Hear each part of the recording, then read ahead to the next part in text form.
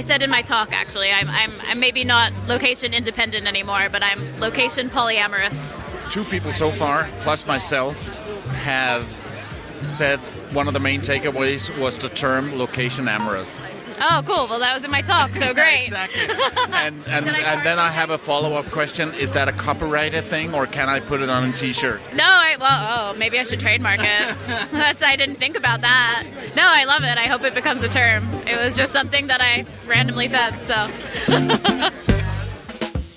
Welcome to Nomad Summit Podcast number 20. That is a bit of a milestone, so we decided to do a special episode.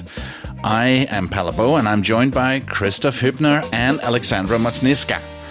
Hi guys, and where are you in the world? Hey Palle, I'm in Lisbon right now. Have been here for around a month and will be going to Germany next week already. Okay. And I've just arrived back to Tallinn on Saturday night after I spent my final week on Madeira, clearing out my home base there and closing this chapter. Oh. And before that, I had visited Alexandra in Lisbon, staying on their sofa for 2 nights. So how did you manage to clear out your home base? Was there a lot of stuff in Madeira?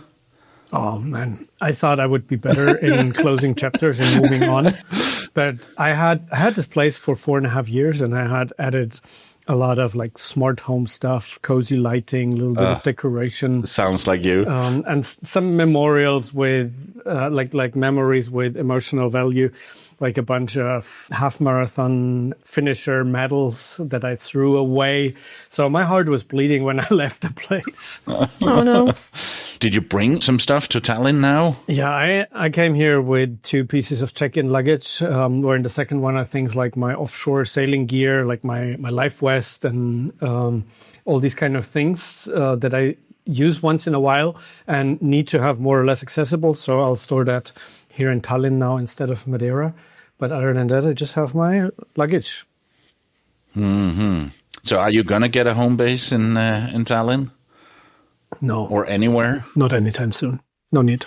I just arrived to Wichita, Kansas, of all places, because there's another TBEX conference for travel writers and travel content creators. And like a month ago, I was in Donegal in Ireland, and then I also went to Nomad Era, the Nomad conference in Dublin, which was a very nice, smaller event, but very nice, and a lot of energy in that one as well.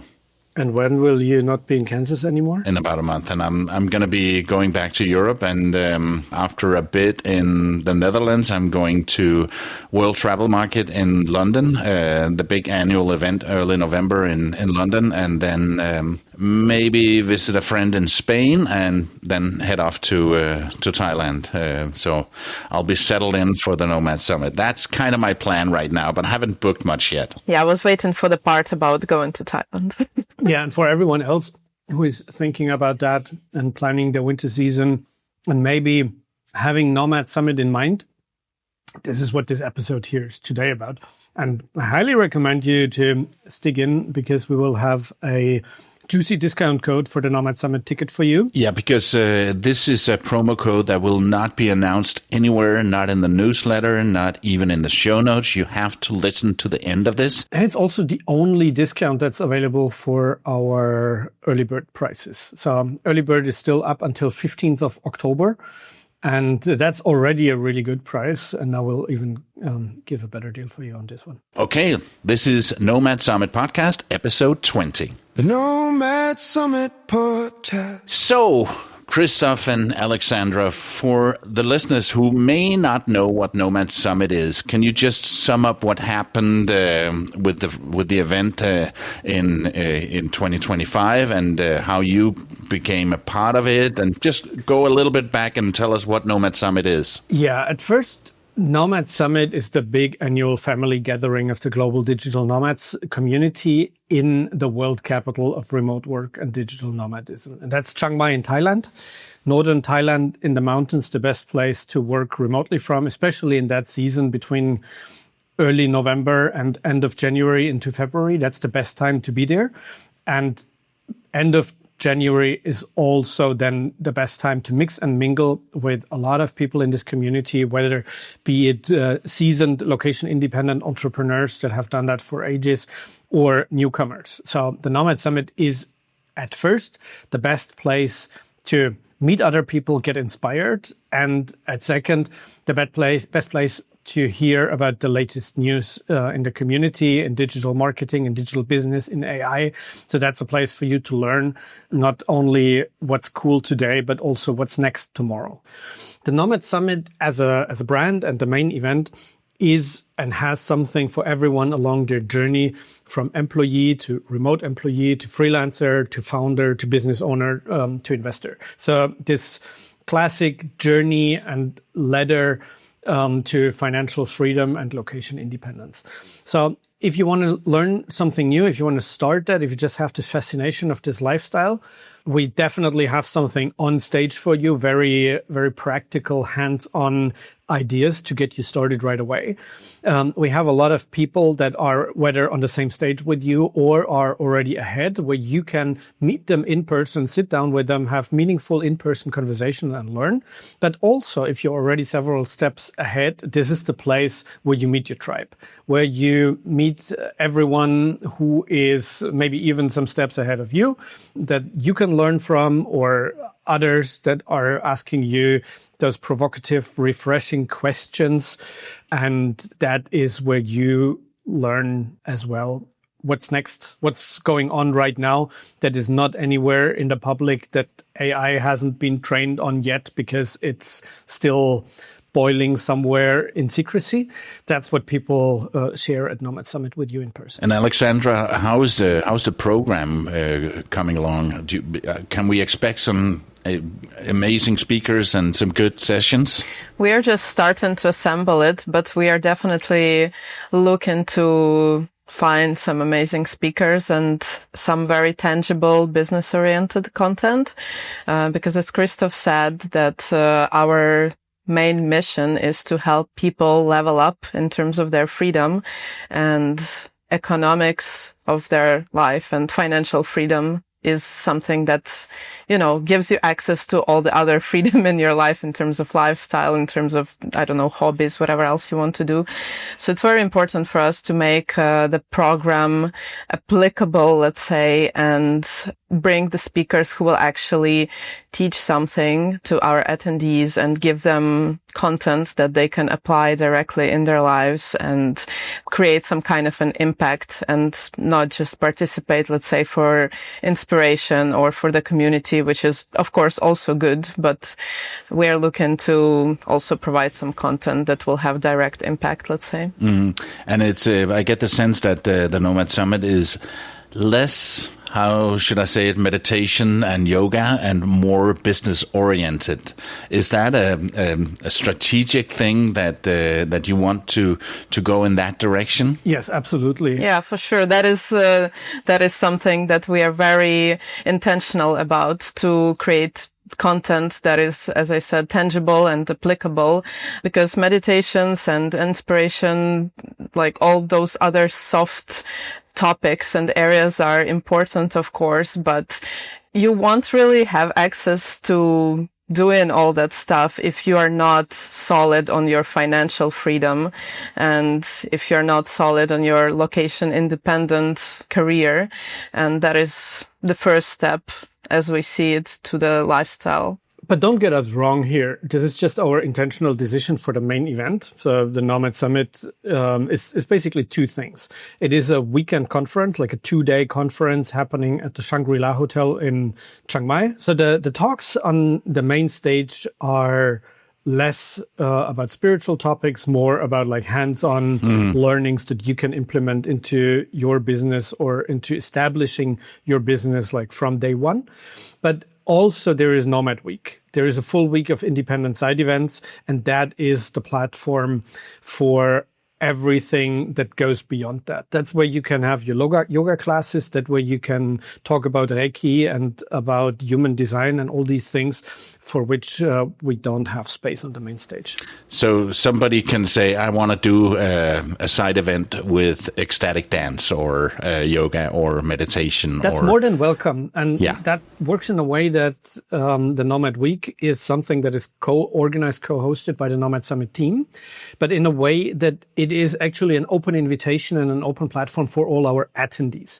So if you bought your ticket for the Nomad Summit, that gives you access to hosting an event in Chiang Mai during that week, where we will provide you with the venue. We work with basically all of the co-working spaces, cafes, and restaurants that host events and that have space. And we will match your idea of your side event with the right place and with the right audience. So we will make sure that during that week, it will be in a spot where it's not in competition with something that's along similar lines.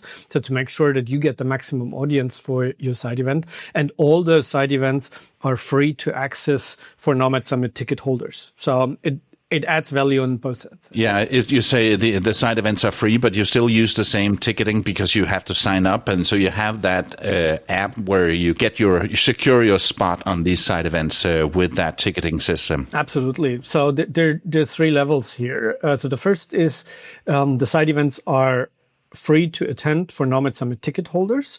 What we learned from last year or from this year's event and what will slightly change is we will add it as a perk for our premium ticket holders that they can book the side events one day early. So they get a little bit earlier access to booking because we had a little bit of confusion around that this year. So side events are free for ticket holders. You need to sign up for them. And if there are spots left in the end, so each venue has a capacity. If there are spots left in the end, they will be put on like the public market for a symbolic fee. Probably it will be around 10 USD this year so that non-ticket holders can also attend. And that money that is being collected through that will be this year is also a novelty for 100% donated to the Foundation for Education in Rural Thailand. So there is an NGO that we supported already this year. The idea came, unfortunately, a little bit late this year. So we had a system in place where this additional income for non-ticket holders admission fee was attributed to the event hosts, and we offered them to match that amount and donate it to this amazing organization that helps underprivileged children in rural Thailand to actually finish high school with some kind of scholarship. This year we do that by default with taking part in the Nomad Summit. You're definitely also helping and make sure that children get the possibility to maybe one day also, if they choose so, live a location-independent lifestyle and work remotely. That is amazing. And people who want to host a side event, say somebody like me saying, yeah, I want to do a side event about how to start a podcast. What do I do? You will have to fill out the form on the website to submit your idea for the side event. And then we will have a Nomad Week manager that I used to be last year. Probably this year we will have someone else doing that. And that person will reach out and help you set it up. And eventually we will add it to the calendar on the website, and then people will be able to sign up for it.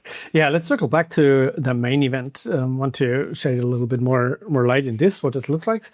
So it's a 2-day conference, Saturday and Sunday. It starts with a welcome evening on Friday, where we will do the registration and have a little get-together, get-to-know each other warm-up already in the Shangri-La.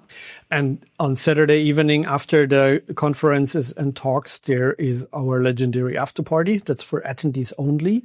And on Sunday, we close the entire event again, also with the legendary pool party. So Shangri-La has the biggest pool in town. And that is then a soft transition from closed shop, closed events for attendees only to Nomad Week. So this will also be open for some local expats. And that's basically the concept of the weekend. But and this was now focusing a little bit on the entertainment part, every good event needs to position itself and meet this triangle between education, connection, and entertainment. And for connection, we will definitely repeat and double down on what we tried this year. And that was using this time over lunch, something that attendees of the 2025 Nomad Summit really enjoyed very much, and that I still haven't seen at any other event. So what we did is we asked people before the event and until during the event a bunch of open questions about, like, what's your current bottleneck in life? What do you want to learn next? These type of questions. And then we fed that to an AI system that we had set up beforehand to make sure that we can match people of similar interests, similar talking points, similar touch points over their lunchtime. So imagine a room that has a lunch buffet and a setup with banquet tables, like round tables with 10 people each. And at other occasions, you would just sit down randomly somewhere and hope for the best, that you sit with interesting people and that you have a nice conversation. But sometimes the ice breaking doesn't start so easily, or the people at your table are actually people that are in a very different stage in their life. And to make this time even more valuable, we have this AI matchmaking system in place. At this year's Nomad Summit, it was not tested too much. It was a last-minute idea. And for what it was, it worked out really, really well. But we learned a lot from it, and we'll set it up even more robust, even better, to make sure that you get your maximum value out of the main event between the talks for connection, entertainment, and education. And you mentioned the pool party. And last year at the pool party, when everything and the dust was settling, I took my microphone and walked around and spoke with some of the attendees about the event in 2025. So before we continue, let's just jump over to January 2025 and hear some of the comments that I got from the pool party. I think some of my favorite parts were learning about AI and the future of AI and how you should factor that into your career. So I really enjoyed learning about how you should learn how to think in processes and systems and take AI and leverage it to build your business instead of being scared of it. Learn how to use it to your advantage. I found that really useful. So I take it your favorite session was one of the AI sessions? Yes, I think it was Dan. Was it Dan Martell? He was probably my favorite speaker. He had so much content in his slides, and he snapped through it. It was super interesting. Yeah. Fast talker. Yeah, he was fast. Yeah, I enjoyed it. So did you learn anything that you plan to apply to your nomadic lifestyle? I have tons of things written down, but my biggest challenge is figuring out how to focus, So I think what I'm going to do is look through all my notes from today and be like, what's my number one takeaway? What can I actually use? Otherwise, I'll just get overwhelmed with 20 different things to implement. Well, working from the inside, I had this amazing experience to work with a really well-organized and knowledgeable team. I never worked in this big organization, so it was quite interesting to see how everyone has their role where determined, right? So that was quite interesting to see, and to see how in this way everything can run smoothly if everyone knows exactly what they need to do and if it's clarified since the beginning. What was your most valuable thing you took away? The most valuable thing, first of all, I was amazed by a community, the same visions, the same goals, the feeling of this connection. Super cool, organized event, amazing people, amazing location. Yeah, so I hope it will grow and the community will grow together. That's very exciting idea. I think the talks about AI today was really, really good, and I got some tools that I'm going to use forward. I've already been doing a lot of AI stuff, but I got some crooks and crannies that I can use also, yeah. the small tips and tricks, yeah. As a participant, what was your favorite session? Probably the most interesting, just because I don't want to say this, I'm going to say the speech actually, the last speech done. And the other guy, unfortunately, I don't remember his name, but they were absolutely smart, sarcastic, brilliant, knowledgeable.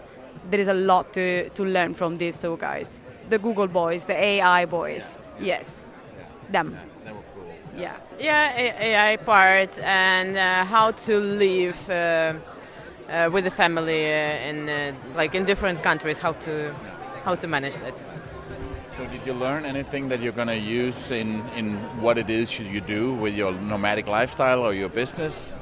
Yeah, the AI tools. So I do use ChatGPT and Canva. I genuinely didn't use the calendar, for example, and all the other tools. That looks absolutely incredible to use. They're going to save me a lot of time for me and for my clients as well. So that's something that I'm going to implement to my business. Yeah. Same here. The most useful topic, I think, to be honest. I was just taking the notes and already downloaded all the extensions. So, hey, practical is practical. Realizing that nomads are starting to care about their self-sovereignty. They don't not only worry about being nomads, making money, living abroad, but being the owners of everything they do. They're starting to care more about what they do, what implications it has in his lives. My main takeaway is that we definitely need to talk more about burnouts. And I love the words location polyamorous. Because that's exactly how I feel. I definitely feel at home at different places on this earth. So if you took one thing away, it would be the term location polyamorous. Oh yes, I'm going to steal it. With permission. I'm going to put it on a t-shirt. Do you have a favorite session? I really like Lily's session. About what, that there's more to life than just digital nomadism and how you can optimize your life, thinking about, okay, what do you need right now in this moment? Instead of, chasing the dream, but also seeing hey, maybe my dream evolved. Okay, what do I need now? And how can I use freedom in my life in every direction? I think the last sessions about AI is very useful because AI is already capable of so much, and every time that Dan gets on stage, I'm amazed at how much AI already involved in such a short time. So I think working with energy and working with yourself, realizing that a lot of the tasks and jobs that are going to disappear, being present in a moment is going to be useful in any situation that will face, and all the challenges that we'll face when the digital robots and AI will take over, and we'll get different situations that we cannot even predict is going to happen. I think the last two speakers today who talked about AI, there were some really interesting things to think about there. Definitely some things that could save some time and money, and frankly, even if you just walked away with information from that, it's going to pay for your ticket just from their information. So that was really useful. I realised I'm location polyamorous. That was an amazing term, wasn't it? I love that. I'm going to use that. I hope she hasn't copyrighted it. I'm going to put it on a t-shirt. Definitely, I am definitely location polyamorous.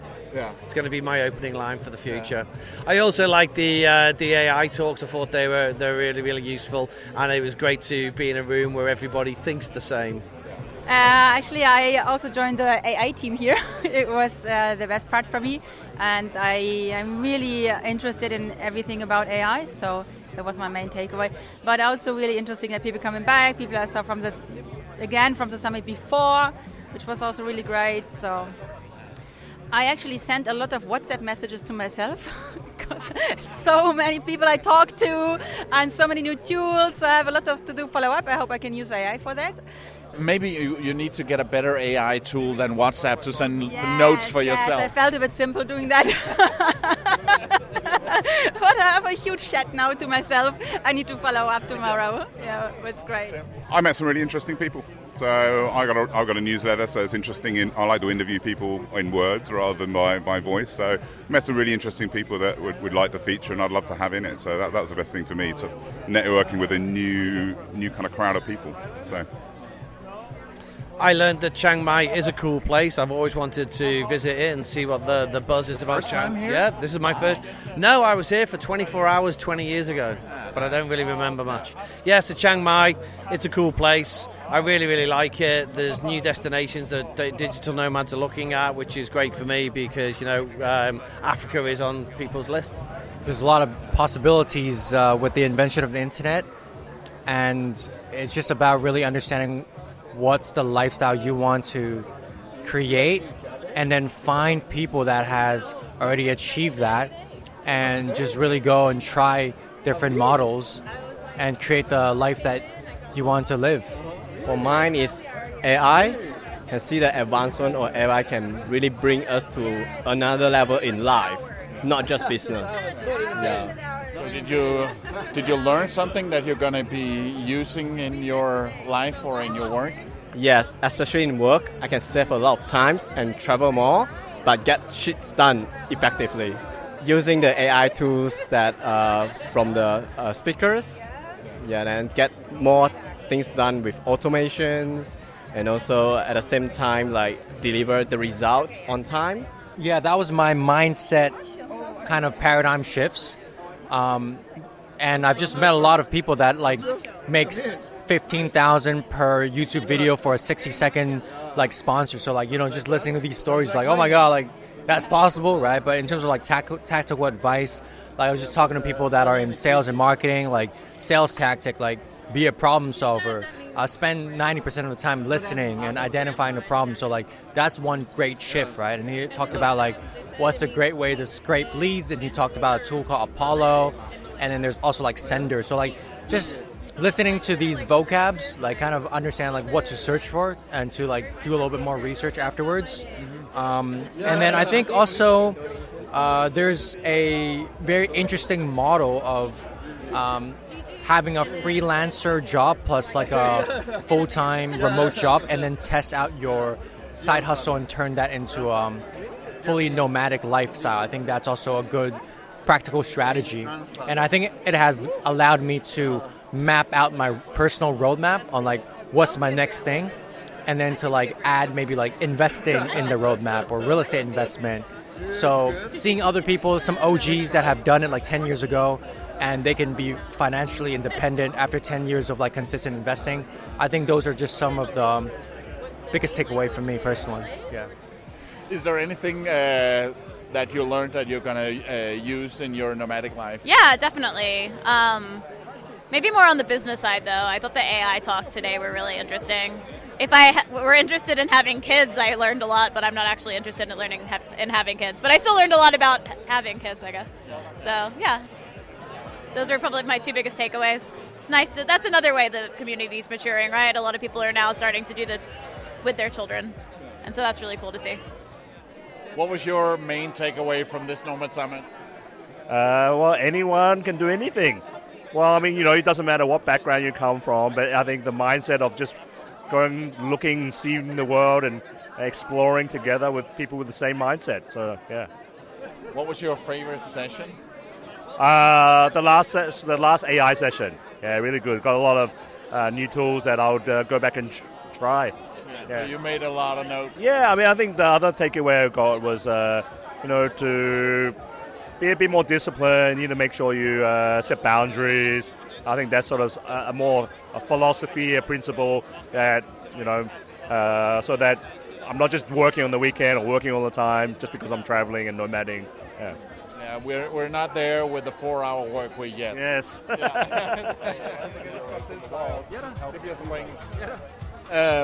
So Andreas, what was your main takeaway from Nomad Summit? I think one of the main takeaways is that there are a lot of like-minded people here in Chiang Mai. This is my first like proper nomad experience, like where I'm on my own here in Chiang Mai, and figuring out that everybody is like the same kind of people here is amazing. And you told me that you're just starting out as a nomad, and when people ask me where should I go to dip my feet in the digital nomad pool, I always say go to Chiang Mai and hang out, and you'll get a sense of it. And you did. Yeah, I did. Especially like around the co-working spaces. I found like the pond space and the alt places are really good for like getting to know people also. Yeah, so that will definitely be my recommendation. Yeah, so as we heard, a lot of people, they found great value in the AI sessions. And is there going to be anything about AI this year as well, or in the next Nomad Summit? It's 2026. You can't do anything without AI these days. We have some ideas in the back of our heads, and just something like using AI to make these connections over lunch. Along these lines, you can definitely expect more. So, I mean, events are, and in-person physical events are what people are craving for in times of AI. They're sitting in front of computers. They're more and more interacting with machines. And the Nomad Summit is the place to bring people physically together. But of course, we want to use and enhance that with AI as a tool for the quality of the event. And quality is definitely something that we will focus on for the 2026 event. We had set the bar already pretty high with the 2025 event, but that was our comeback event. So while we were fighting a little bit of an uphill battle with selling tickets, with getting sponsors on board, it was always about like, yeah, you're new organizers, the brand hasn't happened in 5 years. Let us first see what you do. And now as we had this comeback event, it really feels like we have put the Nomad Summit back in the annual events calendar of the global community. So now it's just October, early October, and we already have sold quite a bunch of tickets. We have people actively approaching us for partnership. And that is a really good feeling as an event organizer. But this is also the point in time where I want to now talk a little bit about the pain, the dark side of being an event organizer. That's something that's not just with us as the Nomad Summit hosts, but basically all across the event industry. And that's the topic of commitment issues and people buying their tickets late. This is really adding pain, not only for the mental health of an event organizer, but also to the quality of the event. And that's why I'm telling you this here in this podcast right now, because if you as a listener have already decided that you are interested, that you want to come to the Nomad Summit, then you can help us to create a much, much better event by buying your ticket early. And that is for the following reasons. You know, with the 2025 Nomad Summit, we sold about 50% of the tickets in the last 14 days. We were prepared for that. That's the industry standard. But this is not fun, because if you're bringing back an event that hasn't happened in a while, there's a lot of uncertainty and you don't know if this effect will actually play out. That means we are in a position where we need to commit to many things, like the venue for the after party. How big should that be? If it's too small, that's not cool. If it's too big, it will look empty. How much food do we pre-order? I mean, there are easy things, like how many chairs do we put in the room? Fortunately, with the Shangri-La, we're very flexible on this one. But there are many, many things where we could offer a much better quality of an event if we knew longer in time how many people are actually coming, and that we meet like some minimum thresholds for some decisions. And that's why we decided we give you an additional discount. So I want to talk a little bit about the pricing system at this point. Yeah. So we have our early bird price is still up until 15th of October. Yeah, so we're on the 1st of October now. And so in a couple of weeks, the price goes up. Yeah, you have 2 weeks time to decide to get this early bird price. And with the code episode 20, that's episode 20, you get 10% off your ticket. And if you buy 2 tickets and more, you get 15% off. Is that uppercase or lowercase, or it doesn't matter? That doesn't matter. You can do upper or lowercase. The system should recognize that.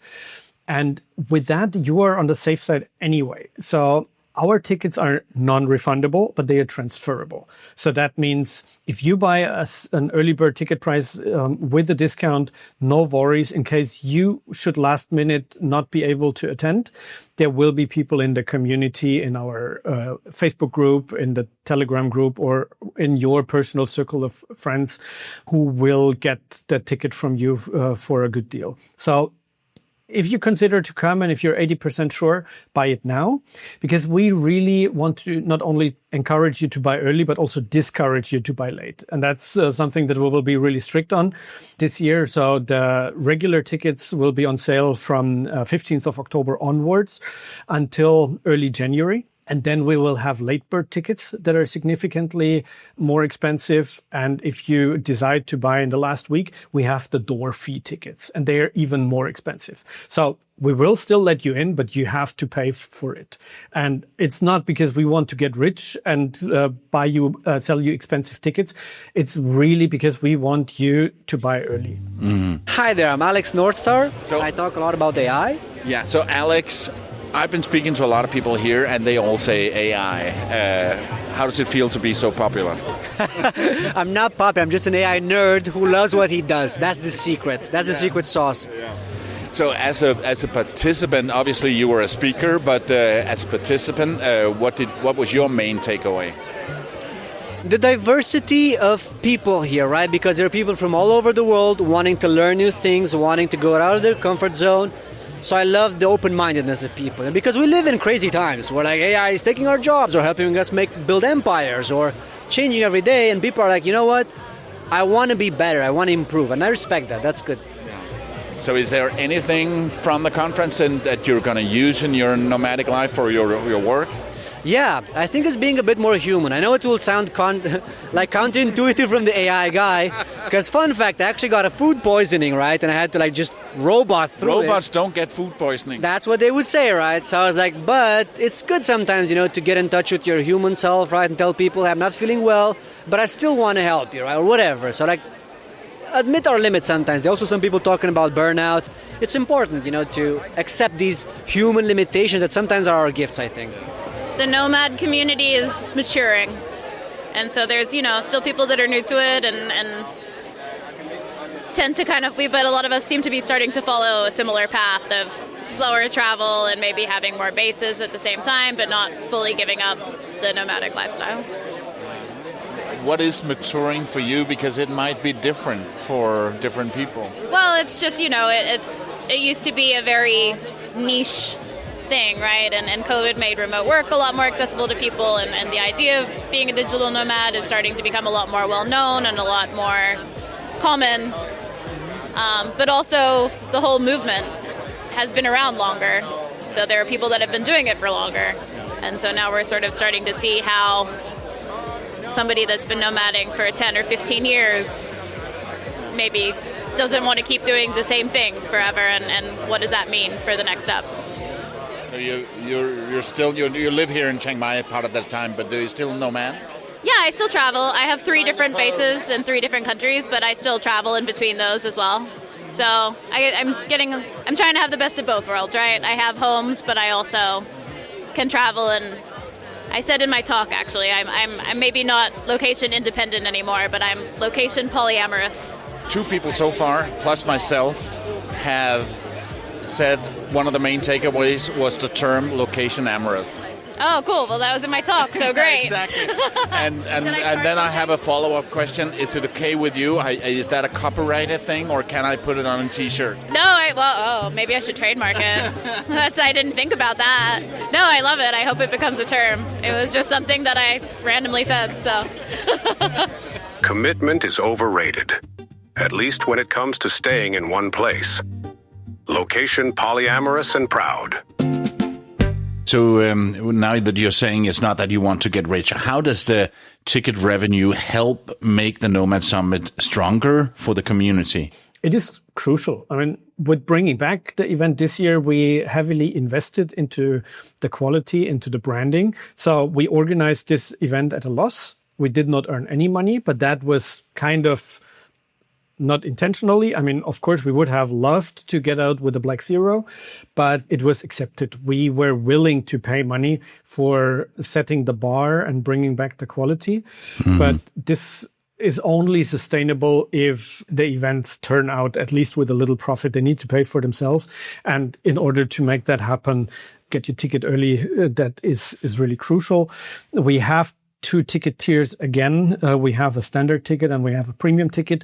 We have decided to massively upgrade the premium ticket with some additional perks, like what you would expect from a premium ticket. You will get some fast track registration on the spot. You will be able to register a day early for the side events and all these kind of things. But also we will have, again, a lot of perks from our partners. Can't talk about that too much yet, but you can be sure that you pay for the premium ticket will pay off. Yeah. One thing that we haven't mentioned is the Build-a-thon. I guess there's going to be one in 2026 again. And how will the local Thai community play a part in that? Yeah, actually, this year's Build-a-thon was a great invention of Kai, my co-founder in this. She has come up with a nice crossover of a hackathon integrated with a project of the local university and students in Chiang Mai. So it was a great approach to get Thais and the nomad and expat community together to hands-on build on some business idea.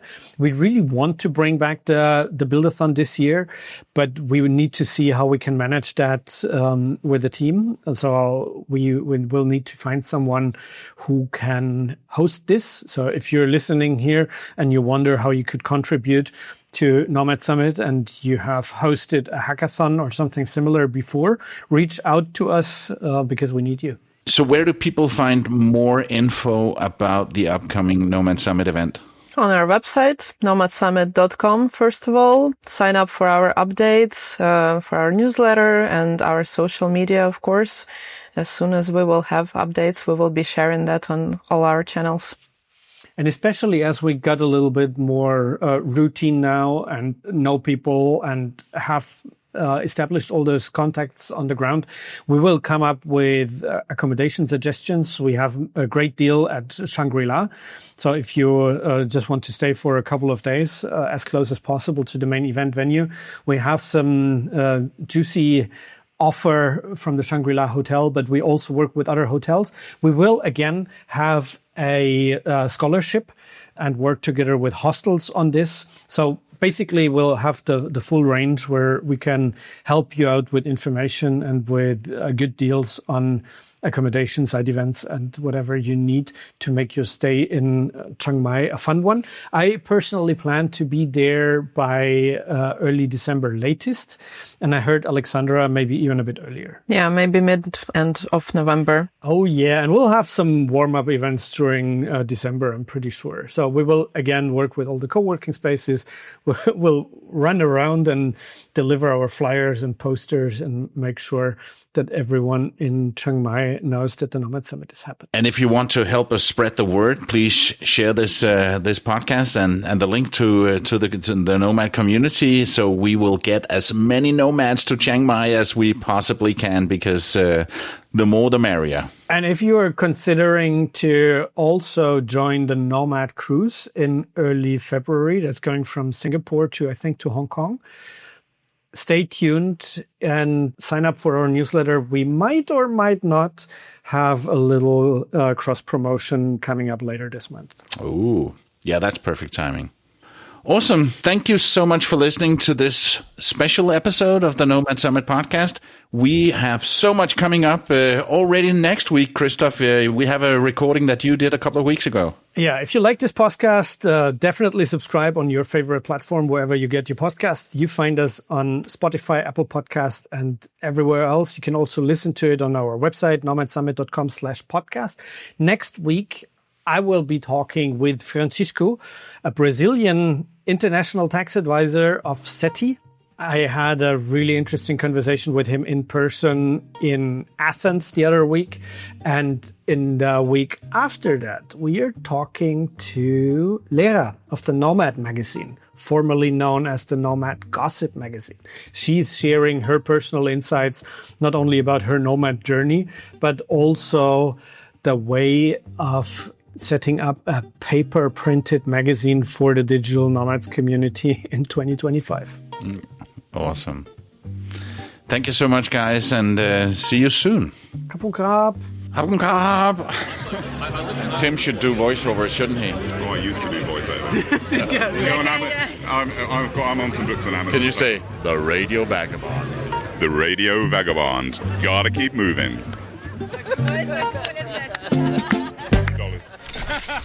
Produced by RadioGuru.co.uk.